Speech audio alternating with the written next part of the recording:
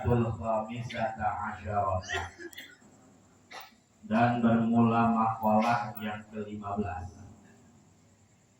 Yang ke-15. An Abi Bakrin As-Siddiq radhiyallahu anhu. Dari Sayyidina Abi Bakar As-Siddiq radhiyallahu anhu. Fi qaulihi ta'ala, tentang firman Allah Ta'ala, zaharal fasadu fil barri wal bahri. Makalah yang ke-15 ini tafsiran dari Sayyidina Abu Bakar Siddiq. Beliau adalah salah satu daripada mertua Nabi Muhammad sallallahu alaihi wasallam, sekaligus khulafaur rasyidin yang pertama pengganti Nabi Muhammad sallallahu alaihi wasallam. Sayyidina Abu Bakar waktu menafsirkan ayat zaharal fasadu fil barri wal bahri, ada ayat surat Ar-Rum ayat 30 tuh ya, ayat 41 tuh ya, ayat 41 surah Ar-Rum, zaharal fasadu fil barri wal bahri, tampaklah kerusakan fil barri, di daratan, wal bahri, dan di lautan. Kalau kata kita kan, kalau kita ngertiin ayat Quran ini kan tampak kerusakan di darat dan di laut. Maksudnya banyak kerusakan, itu banyak orang-orang yang berbuat maksiat, baik di darat maupun di laut, kan begitu. Kalau kita kan ngertinya begitu. Tapi Sayyidina Abu Bakar beda sendiri ketika menafsirkan ayat ini. Waktu Allah katakan tampak kerusakan di darat dan di laut, apa kata Abu Bakar? Qala, berkata ayat Abu Bakrin, yaitu Sayyidina Abu Bakar, fi tafsir zalika, pada menafsirkan ayat itu, al-barru huwal lisanu. Kata Sayyidina Abu Bakar, maksud al-barru di sini, daratan di sini adalah lidah. Nih, kata beliau, tampak kerusakan di lidah. Kenapa? Banyak orang berbuat sesuatu bisa rusak segala-galanya lantaran lidah. Gak bisa kontrol lidah, gak bisa kontrol kata-kata, sehingga semua berantakan. Kesinggung dikit, ngucap mulutnya, akhir berantem. Coba kalau jadi diam aja. Kan ada orang baperan kalau kata kita, gak boleh kesinggung dikit. Kalau orang baperan tapi kagak suka ngomong, diam-diam aja, insya Allah masih baik-baik aja. Tapi kalau orang baperan terusnya ngomong, nah ini orang kalau udah sakit hati kan ngomongnya, tahu sendiri dah ya, apa aja keluar udah, binatang aja absen udah, yang anjing, yang babi, semuanya udah, dan absen binatang. Kenapa? Karena emosi tubuhnya, perasaannya terganggu, terus mulut ngucap. Ini yang bahaya nih. Ini kalau si lidah udah ngucap, kadang terjadi kerusakan. Saudara sama saudara bisa bertengkar. Gara-gara apa? Gara-gara ngucap. Tadinya mah kalau yang satunya emosi, yang satu emosi, tapi saling diem-dieman dua-duanya, insya Allah gak panjang urusan. Ya paling saat itu aja emosi. Tapi kalau udah ngucap, maka ini bisa terjadi kerusakan. Orang kan kalau udah lagi emosi, kalau ngomong, waduh macam-macam. Gua matiin lu. Sayang saudara lu, kalau kita saudara, gua kubur hidup lu. Gara-gara sakit hati. Makanya kata Sayyidina Abu Bakar, al-barru di sini, daratan di sini adalah lidah. Banyak terjadi kerusakan di muka bumi ini lantaran orang lidahnya pada kagak bener. Ngomong sekata-kata, ngomong sembarangan, kagak mikirin perasaan orang, maka terjadi kerusakan. Wal bahru, dan lautan, dua al-qalbu, kata Sayyidina Abu Bakar. Terjadi kerusakan di darat dan di laut. Darat artinya lisan yang membuat kerusakan, laut artinya hati.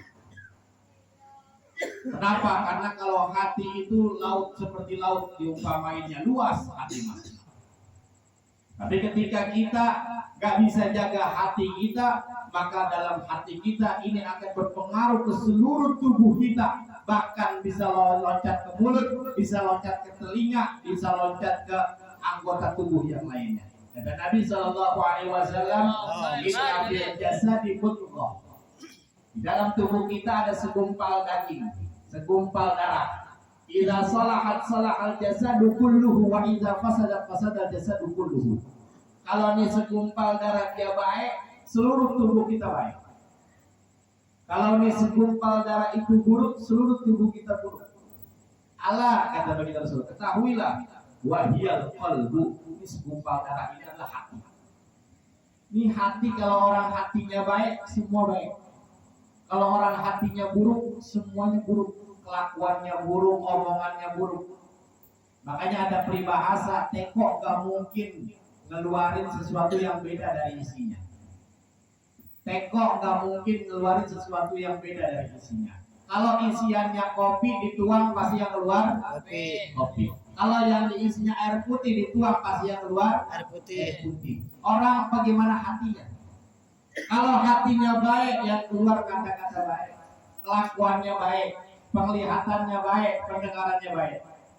Tapi kalau hatinya udah buruk, maka kelakuannya buruk, omongannya buruk, pendengarannya buruk, perlakuannya, tangan kakinya juga buruk. Orang kalau hatinya udah cacat lah, ya, orang udah dipenuhi dengan rasa marah. Dari marah dia itu langsung, ya, marah itu al-ghadab. Al-ghadab itu adalah asli. Asli, dia adalah sumber dari segala penyakit hati. Lalu kemudian cabangnya ada al-far'ul far'inya adalah macam-macam. Bisa hasud, bisa hasad, dendam, hasud, dengki, itu semua ada gara-gara ada rasa marah di dalam hati. Makanya Nabi pesan sama kita, la taghdab, jangan marah. Karena hati kalau udah marah, itu akan perbuatannya semuanya marah. Orang kalau sakit itu Pak, nggak mungkin sakit langsung borok, nggak mungkin. Nggak mungkin orang sakit ujuk-ujuk bangun tidur borokan. Pasti ada mulanya. Mulanya gatel. Habis gatel digaruk ledes. Jadi korek. Korek masih gatel, digaruk lagi. Jadi menyenyek. Menyenyek. Tuh, berair. Kagak hilang-hilang. Gatel gak hilang, digarukin lagi. Jadi borok. Gak ada orang ujuk-ujuk bangun tidur langsung borok. Gak ada. Awalnya penyakit kecil. Penyakit hati itu dari seluruh penyakit-penyakit yang ada adalah sumbernya satu, marah. Kalau penyakit yang jelek kepada Allah, sumbernya karena marah sama Allah. Kalau penyakit yang jelek buat manusia, sumbernya karena marah sama manusia. Orang itu dengki sama manusia dan gara-gara dia marah. Kagak senang, kagak diungkapin, akhirnya jadi dendam. Dendam kagak kesampaian, akhirnya dengki. Jangan dia salah, bener aja kita pasti salah itu. Orang kalau udah hati dengki. Susah melihat orang senang melihat orang susah. SMS. Susah melihat orang senang melihat orang susah. Itu ciri-ciri dengki. Melihat orang kalau lagi susah, senangnya bukan main. Tepuk tangan, ketawa. Kalau melihat orang lagi senang, hatinya puyeng. Tetangga beli kipas, dia muter. Iya. Tetangga bangun kontrakan, dia beli bodrek. Puyeng palanya. Pikirin. Tetangga beli mobil setruk ringan. Tetangga beli mobil baru, naik mobil, dia naik mobil juga. Ambulan. Masuk rumah sakit. Tetangga beli tanah, dia masuk tanah. Mati. Ya orang kayak begini nih, penyakitnya satu, karena gak senang. SMS, senang melihat orang susah lihat orang senang. Tetangga beli motor baru, atasnya mulutnya ngucap. Emang apa sih kalau kita girang sama tetangga? Mau lagi mana sih motor baru? Kita puji tetangga kita. Ya Allah bang, saya mau beli itu motornya. Iya nih alhamdulillah baru beli. Kita mau pantas, cakep. Emang punya motor begitu, saya juga pengen kalau ada mah. Enak nggak ngomongnya? Enak. Tapi kalau omongan orang-orang udah kagak demen, coba lihatin tetangganya beli motor dia kepanasan. Kata dia, ya motor dia begitu. Kredit. Mulutnya udah usil aja. Lemes. Kredit apa juga bisa. Tuh, omongannya tuh kedua. Kredit apa juga bisa. Mau sekarang ADB cuma gope sih motor. Ada yang Jakarta. Apalagi terkadang omongannya ada kalau orang ngomong gitu. Keluar dari kata-kata mulutnya begini. Motor kayak begini pengen ini. Gua jangan beli, dikasih aja kok. Bro. Ada orang ngomong gitu? Ada. Ada. Apa yang mau gitu dibeli? Jangan kita beli. Dibagi aja kok. Sombong amat katanya. Ngomongnya. Padahal mungkin ya kalau dibagi dia nolak. Kayaknya kagak deh. Sejelek-jeleknya handphone kalau dibagi dia ambil. Sebutut-bututnya motor kalau dibagi dia ambil. Senamo. Sini Bang. Ini Ustaz Zina. Dari mana? Ya. Ya.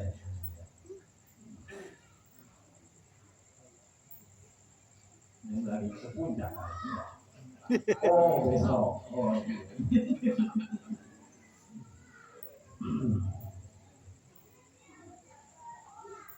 jadi orang penyakitnya tuh gara-gara marah. Hatinya kan bermain. Tetangga beli motor ribut aja, usil mulutnya.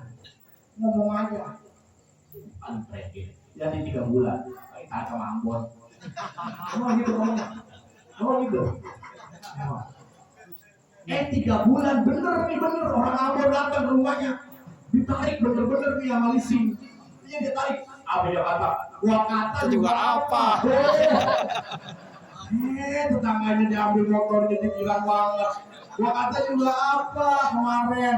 Kredit lagu-laguan aja naik motor. Emang apa sih mulut sampai usil begitu? Itu karena apa? Karena di dalam hatinya ada rasa marah. Makanya Nabi bilang la taghdab, karena kalau orang sudah marah akan timbul dendam. Dendam yang tidak tersalurkan akan timbul dengki. Maka si dengki itu asal sumbernya adalah marah. Kalau udah dengki udah berabe. Udah dengki itu udah berabe. Udah berabe. Kita jangan kita buat salah, bener aja masih salah di mata orang dengki. Itu saudara ada berkibar sama kita, marah mulu sama kita pada nggak ngapa-ngapain. Sewaktu-waktu tempo-tempo kita bawain martabak masih salah juga tuh. Ngapain jadi bawain martabak? Gua nih, masih ada bawahnya nih. Pengen duit apa nih? Tuh. Lah kita pengen bawain martabak gara-gara kita pengen sedekah sama saudara benar. Tapi kata guru saya tidak mau guru saya Kiai Herman, cara ngadepin orang marah sama kita, yang jadi sama kita, sering-sering kasih sesuatu sama dia. Berat ya? Iya makanya kita harus lakuin tuh. Sama saudara kita berantem. Ya, ada orang berantem sama saudaranya. Ini dia kalau sampai kita udah maafin, cuma dia masih kagak mau maafin. Anaknya persenin sering-sering. Kasih duit. Dikit-dikit punya makanan, antrim ke rumahnya. Dikit-dikit punya sesuatu, bagi sama dia. Itu kata guru saya, itu obat ngadepin orang marah. Insya Allah lama-kelamaan itu baik. Apalagi dia ada duit. Nah, ini. Bahaya kelasnya. Iya, kalau satu nggak bisa 2 lembar. 2 lembar nggak bisa 3 lembar. 3 lembar nggak bisa 4 lembar. Eding-edingin aja. Lama-lama gitu aja. Begitu caranya. Jangan dibalas marah, jangan. Saudara marah kita balas dengan marah, habis kebakaran. 7 turunan cara ke baik-baik kebakarannya. Itu yang sering terjadi. Ini dia. Makanya kata Sayyidina Abu Bakar, kerusakan yang dinamakan laut itu adalah al-qalb. Jadi jaga hati kita. Jaganya kenapa? Tadi satu pesan Nabi Sallallahu Alaihi Wasallam, jangan marah. Marah di sini marah apa? Marah hati. Bukan marah kita marahin anak kita, bukan. Kalau bapak marahin anak itu marah sayang namanya ya. Ya anak kita kagak mau sholat dikomelin, namanya marah sayang. Kayak guru sama santri, marahin santri, kagak mau motoran, diomelin sama gurunya, nggak ngaji dihukum sama gurunya. Itu marah saya. Marah yang dimaksud di sini bukan marah itu, tapi marahnya hati kita terhadap perlakuan orang lain kepada kita. Ini yang harus kita jaga. Di sumbernya, maka kata Sayyidina Abu Bakar, kerusakan zahara wa fasadu fil barri wal bahri. Kerusakan itu terjadi fil barri di daratan, wal bahri dan di lautan. Kata Sayyidina Abu Bakar, daratan itu adalah lisan, lautan itu adalah hati. Fa'iza fasada lisanu, maka apabila telah rusak lisan, bisa bimasalah dengan mencaci maki seumpamanya, bakat alaihi nufusu, maka akan nangis alaihi atasnya an nufusu oleh orang-orang, jiwa-jiwa bakal nangis. Kita caci maki orang sedih apa enggak? Jangan juga caci maki, kecuali kita mau ngomelin anak, beda itu mah. Ngomelin anak mah emang dasarnya kita sayang. Orang juga bisa berasa mana yang namanya marah sayang, mana yang namanya marah benci. Ini yang dimaksud adalah caci maki benci. Dasar lu ya, depannya itu gitu. Dasar lu ya. Dan jelek dan kesononya. Apa aja Jakarta. Maksudnya al-ashkhasu min bani Adam. Maksudnya adalah manusia dari anak keturunan Adam. Nufus di sini adalah manusia. Sedih orang-orang kalau seandainya mulut kita kotor, suka mencaci maki. Wa iza fasadal qalbu, dan apabila telah rusak hati, birriya masalah dengan riya seumpamanya, bakat alaihil malaikatu, nangis atasnya oleh para malaikat. Maka malaikat pada sedih kalau hati kita yang kotor. Kenapa dia sedih? Karena dia yang tahu tentang masalah amalia hati kita, dia yang tahu. Tadinya udah bener-bener ibadah ria, akhirnya kan dihapus lagi ya malaikat. Kita malaikat lebih kerjaan aja dulu. Tapi nyatet 2 hapus orang. Sewa malaikat. Habis sholat tahajud nih, udah cakep banget kan sholat tahajud ya. Alhamdulillah nggak riak. Update status kagak. Itu ada orang yang sholat tahajud update status. Iya, habis sholat tahajud, iya. Tasbih sama sejarah dia foto. Captionnya mantap banget. Mengadu kepadamu. Cakep banget. Cakep banget begitu tuh captionnya tuh, mengadu kepadamu, update status biar dia sama orang. Alhamdulillah malam itu riak kita sama orang kagak. Sum'ah juga kagak. Sum'ah itu pengen didengar orang juga kagak. Lalu kemudian dia ujub juga kagak, berbangga diri juga kagak. Habis tahajud, yang tidur lagi, atau mungkin dia tunggu subuh, habis subuh dia bangun aja. Di tengah-tengah lagi kerja di gawean, tiba-tiba setan bisikin aja. Kata setan, ngeluh dikit ngeluh. Akhirnya apa? Ngeluh. Ngantuk katanya. Ngantuk banget. Ada yang nanya, nggak ada angin, nggak ada hujan, tiba-tiba, ngantuk banget. Begitu. Biar apa? Biar ditanya sama temannya. Emang apa? Emang apa kata temannya? Gue ngantuk banget. Habis tahajud gitu. Emang apa? Ngomong dah. Biasa dah. Malam isi absen sama Allah. Waduh. Cakawan kamu gitu. Cakawan kamu gitu. Cakawan kamu yang nyautin ya. Isi absen dah sama Allah. Ngapain maksudnya? Tahajud. Tadi udah bener, pahala udah utuh. Dia kan kata mereka ngobrol-ngobrolin gua aja. Tadi udah dikata capek-capek ngapus lagi. Kata mereka. Maka kalau hati kita kagak bener, itu malaikat yang sedih. Gila dikatakan, ada kata ulama, kenapa kok ya kerusakan itu bisa terjadi di lisan, ya, dan bisa terjadi di hati. Maka salah satu hikmahnya adalah kenapa kok mulut diciptain sama Allah satu, kok lidahnya lisan kita kok cuma satu doang.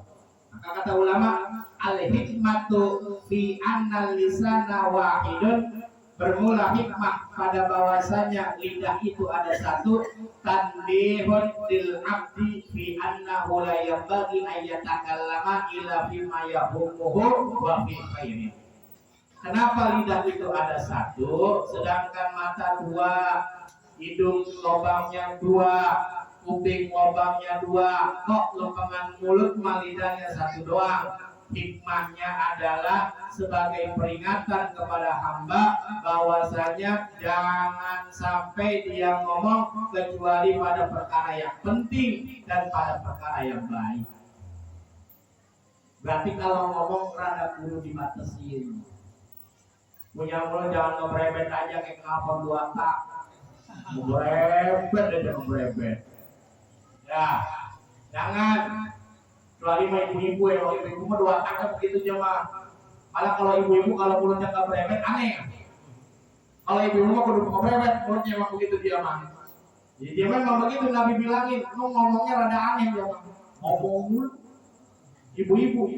Tapi kalau bapak-bapak ngomong mulu ini aneh. Aneh. Kalau ibu-ibu diem mulu aneh. Ibu-ibu diem mulu aneh. Ya maka Nabi bilang perempuan itu kola akluhu wa dinumu, dia mah sedikit akalnya perempuan. Maksudnya sedikit akalnya, dia mah kalau ngomong memang suka kagak ada remnya. Perempuan, loh, guru jelek-jelekin perempuan, kagak. Ini memang realita dan memang tabiat. Jadi bapak-bapak kalau punya bininya mulutnya ngebrebet aja, itu normal, Pak. Sehat berarti ya. Sehat. Jangan coba-coba pengen tukar tambah. Kenapa tukar tambah aja nih? Papa tukar tambah, dapat bini sama begitu lagi. Karena memang semua perempuan begitu dia tabiat. Tabiatnya dia mau ngomong mulu. Ada kata Nabi, kalau akluhu akalnya rada kurang. Bukan betul, bukan. Maksudnya akalnya rada kurang. Kalau ngomong suka nggak dipikirin dia. Makanya mah hak talak itu ada di laki. Kalau hak talak ada di perempuan, Pak, habis. Pengadilan agama ramai terus. Kalah ramai mungkin sama pol. Kenapa? Banyak perempuan cerai. Perempuan kan ngambek dikit minta dipulangin dia, Pak. Pulangin aja saya ke mama, ya kata begitu.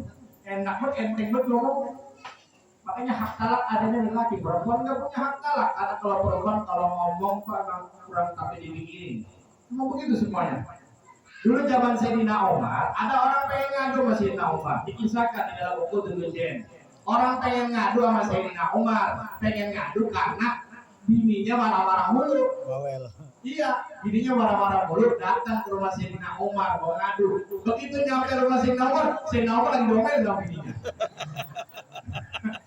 Dia mau ngadu, bininya marah-marah mulu. Nyampe rumah Sayyidina Umar lagi domelin sama bininya. Sayyidina Umar ya gagah banget, yang setan kalau melihat dia sampai kabur. Apabila Sayyidina Umar berjumpa dengan setan di satu gang, maka setan akan mencari gang yang lain, kata Nabi Sallallahu Alaihi Wasallam. Oh, masalah. Israelnya Sayyidina Umar. Tapi lu makan sama bini diomelin, diem aja Sayyidina Umar. Bapak-bapak di sini udah kata bapak juga. Bos nih kalau di kantor bos nih siapa yang diomelin? Udah mandor kalah banget. Sampai dulu mama diketok centong sama bininya di mana? Ditelepon ya mama di bininya kembali. Iya mama, iya. Pulang cepetan. Iya mama, bentar lagi kerjaan udah rapi. Lemes aja langsung. Padahal kalau lagi di proyek kalangnya kayak tahu. Samanya diomelin. Lempok kan lagi diomelin gimana diem aja. Sayyidina Umar begitu, dia kata gagah banget, lempokan sama bininya, dia diomelin, diem aja Sayyidina Umar. Kenapa? Emang watak perempuan seperti itu. Mulutnya suka ngomong aja, nyerocos aja dia mah. Maka kalau perempuan begitu biarin. Ya, jadi bapak kalau bininya mulutnya begitu nggak apa-apa biarin. Enggak. Ingetin kata saya. Oh saya udah ngaji, Pak Ustadz kata Pak Ustadz ngomong bingung begini. Iya. Dengerin. Iya. Ditanya satu jawabnya banyak saja. Iya, dengerin aja, dengan seksama dan sebaik-baiknya. Dengerin aja, jangan disautin jangan. Entah kalau udahan baru Tercapai sendiri. Udah, baru dah. Habis itu jangan pakai dibalas, jangan. Ajak aja jalan-jalan ke Indomaret. Adem langsung adem. Ada pakai AC. Bener apa kagak? Bener. Nah iya, kagak usah disautin udah cewek begitu. Emang dia mah capek perempuan mah. Ngurusin perabotan kita, baru juga benak baru benar 10 menit 15 menit berantakan lagi. Apalagi kalau punya bocah di rumah, emang dia mah capek. Karena capek gak ada pelampiasan, lakinya pulang, habis lakinya berdiri. Kulitin lakinya, biarin aja udah capek. Emang dia nyari itu, biarin aja apa-apa kita jadi bantalan, biarin. Memang begitu perempuan. Tapi kalau laki, jaga mulut. Hati-hati, jaga mulut. Jangan dia ngomong kecuali perkara yang penting dan perkara yang lain. Ini hikmah kenapa lidah itu hanya satu. Wakila dan ada yang mengatakan ulama di analisan zakirah di kulli lughatin kana zikruhul mazkuri al-wahidi wa huwa Allahu ta'ala. Hikmah kenapa lidah itu satu? Karena bahwasanya lidah yang berzikir dengan semua bahasa, mau bahasa ini, banyak semuanya. Karena zikruhul mazkuri al-wahid adalah yang disikirkan itu adalah yang disikirkannya yang esa. Siapa itu? Allahu ta'ala. Maka Allah Subhanahu wa taala, wa kadzalikal qalbu, begitu juga hati. Bikhilafil nahwil aini, lain halnya dua mata wal uzuni dan telinga. Fa innahu yata'addadu, maka dia mah ada lebih dari satu. Mata ada dua, hidung ada dua. Lalu kenapa lagi hikmahnya? Lidah itu cuma satu sedangkan kuping dua, mata dua. Wali annal hajata ila sam'i wal basari aksaru minal hajati ila kalami. Karena kebutuhan mendengar dan melihat itu lebih banyak daripada kebutuhan berbicara. Jadi lebih banyaklah melihat dan mendengar, jangan banyak berbicara. Jadi hikmah kenapa mulut atau lidah diciptain satu, tapi mata dua, hidung dua, kuping dua. Ya, karena melihat dan mendengar harus lebih banyak daripada berbicara. Jangan berbicara mulu. Jangan berbicara mulu tapi nggak pernah melihat. Jangan berbicara mulu tapi nggak pernah dengar. Ngaji nggak pernah, ini nggak pernah. Cuma lupa nasihatin orang, paseh banget paseh. Sabar. Ini ujian dari Allah Ta'ala. Aku nasihatin. Sendiri aja kalau lagi puyeng, garu-garu pala. Kalau lagi puyeng mancing 2 hari kagak pulang sendirinya. Lupangan temennya mah lagi kena musibah nih, bisa banget. Iya bisa banget nasihatinnya. Maka udah jangan pakai banyak omong. Kita mah banyakin denger, banyakin lihat, banyakin ngaji. Dengerin tuh ustaz pada ceramah, dengerin ustaz tadi bahas kitab, dengerin guru-guru kita lagi pada ngajar. No, Ustaz Namu setiap minggu ngajar, dengerin, datang liatin. Itu kita disuruh banyak begitu ketimbang banyak omong. Memang semuanya orang punya masalah masing-masing, Pak. Setiap hidup kita beda-beda masalahnya. Kita ngeliatin orang kayaknya enak aja, kelihatannya doang. Ya, iya kelihatannya doang. Orang kan enaknya dilihat doang. Nah kalau kita jadi dia, kita belum tentu sanggup. Bos-bos tuh kayaknya enak banget naik mobil Mercy, siapa bilang? Dia mikirin ribuan karyawan yang belum digaji. Dia mikirin penjualannya lagi turun. Dia mikirin cicilan rumah. Dia mikirin cicilan kendaraan. Dia mikirin cicilan segala macam asuransi dan sebagainya. Makanya kalau sakit sampai ke jantung dewa, dibawa ke rumah sakit langsung. Orang kita makan kagak, puyeng-puyeng dikit kita makan masuk angin, rokin selesai. Agak pakai. Iya paling bandar banget Keskesmas udah. Iya, Keskesmas lah kata bos kita yang nyetika rumah saya. Bilang, bro, mau gue ke Keskesmas aja. Keskesmas apa tuh? Puskesmas. Keskesmas aja gratis katanya. Emang begitu. Hidup mah enaknya dilihat doang. Dirasain mah belum tentu. Kita ngeliat bini orang kayak cakep banget, kelihatannya doang, cakep enak. Coba punya bini kayak begitu. Uyang. Ya Allah, orang ke salonnya aja sebulan bisa 20 juta. Lah, kelihatannya doang enak. Kita kalau ngeliat gunung kan cakep banget gunung. Ya, Iya. gunung orang Jakarta dari jauh kita liatin enak dilihat. Coba naik gunung rasain. Ngap. Ngap-ngapan di hutan ketemu macan, ada ular, kadang ada pedinya lagi. Udah kagak ada enak-enaknya naik gunung. Kita kalau dalam gunung hutan mulu, tapi kalau dari jauh kita lihat hijau, indah. Begitu, semua hanya tipuan mata.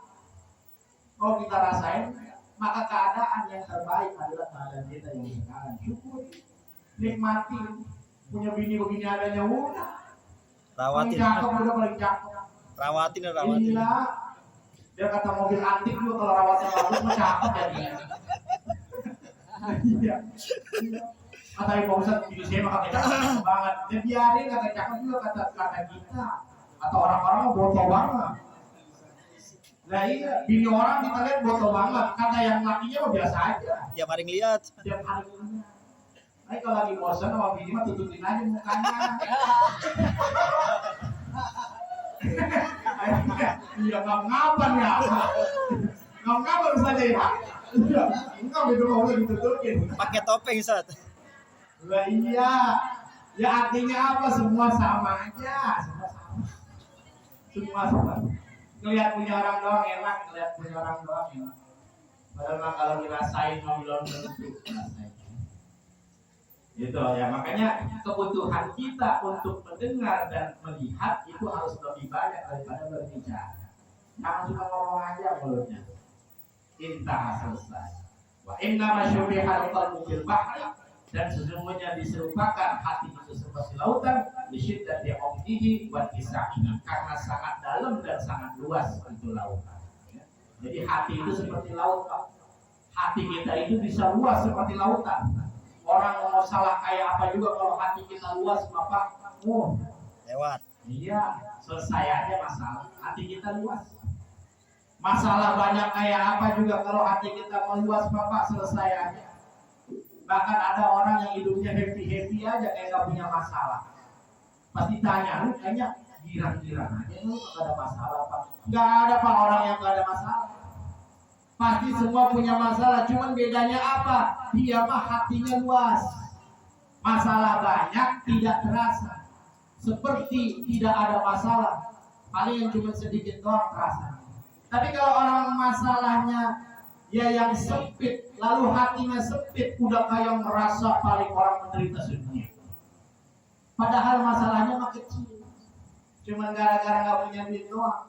Tapi kayaknya orang paling menderita sedunia. Kenapa? Hatinya sempit. Hati itu, Bang, hati kita itu kayak gelas, kayak tampungan air. Sebanyak air yang kita tampung, maka seluas itu juga hati kita. Kalau hati kita tampungannya sekedar seperti gelas, kalau dimasukin garam satu sendok aja, terasa asin itu air. Tapi kalau hati kita seluas kolam, seluas lautan, lebar, ya kayak kolam renang, satu sendok masalah, satu sendok garam dilelepin, diaduk-aduk, berasa asin apa enggak? Agak. Agak berubah rasa sama sekali. Hati kita itu kayak tampungan, tergantung ya kapasitasnya. Semakin sedikit tampungannya, maka semakin sedikit masalah juga udah terasa banyak. Bukan masalahnya yang banyak terkadang, tapi karena hatinya yang sempit, jadi seolah-olah masalahnya banyak. Bukan gak ada masalah sebetulnya, tapi karena hatinya lapang, jadi seolah-olah terlihat tidak ada masalah. Ini kita kalau ngaji kayak begini nih, ngaji musola alamik masih lengkap tuh, masih ada nih kosong, mau pojokan masih kosong. Ini bukan yang ngajinya gak banyak. Ini karena musolanya rada luas. Coba kalau musola segini nih, orang semusola begini, pindah ke rumah Ustaz Heri coba. Ngaji dipindahin ke rumah Ustaz Heri, ambak-ambakan sampai luar. Atau orang, yang ngaji banyak banget itu, sampai ambak-ambakan sampai luar. Padahal kagak, yang ngaji JJ juga, orangnya segini juga. Kenapa yang itu mah tampaknya sumpah sampai keluar-luar, yang ini mah tampak masih kosong? Karena kapasitasnya beda. Di musola Al-Amin, yang ngaji ada memang 40 orang, 50 orang, kelihatannya sempit. Musolanya segede gini. Coba ini jamaah Pilihan Istiqlal. Nggak kelihatan. Kata orang, sepi banget ini yang ngaji. Gitu. Yang ngaji sepi banget. Lah orang yang di center di sholat Istiqlal 50 orang kelihatannya dikit. Dipindahin ke musola Al-Amin. Penuh musola. Maka terkadang bukan isinya, tapi tampilannya.